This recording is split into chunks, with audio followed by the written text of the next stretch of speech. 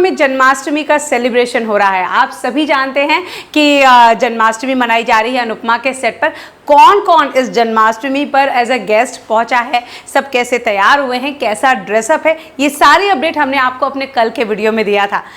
यहाँ पर समीर की गर्लफ्रेंड भी नंदिनी भी यहाँ पहुंच चुकी है, जो समीर और नंदिनी का आगे लव इंटरेस्ट दिखाया जाएगा।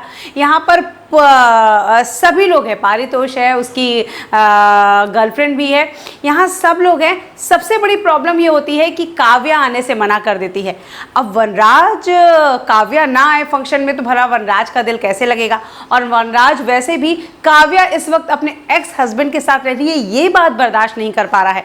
ऐसे में वनराज अनुपमा को इंसिस्ट करता है कि वो काव्या को बुलाए बिना काव्या के अच्छा नहीं लगेगा, और अगर काव्या नहीं आएगी तो नंदिनी भी कैसे आएगी, क्योंकि अनुपमा को नंदिनी बहुत पसंद आई है। तो वनराज कहता है अगर काव्या नहीं आएगी तो उसकी नीज है नंदिनी, तो फिर वो कैसे आएगी, इसलिए काव्या को तुम जरूर बुला लो।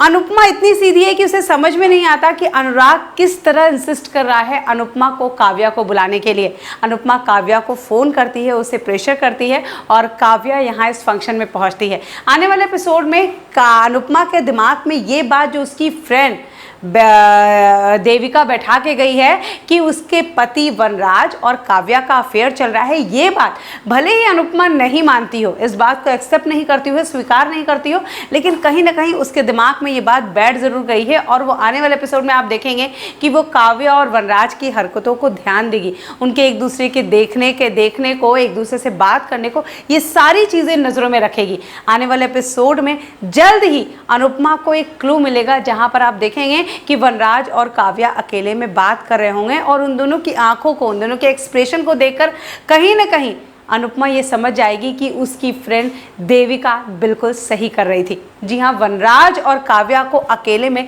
एक दूसरे के क्लोज आते हुए देखेगी अनुपमा।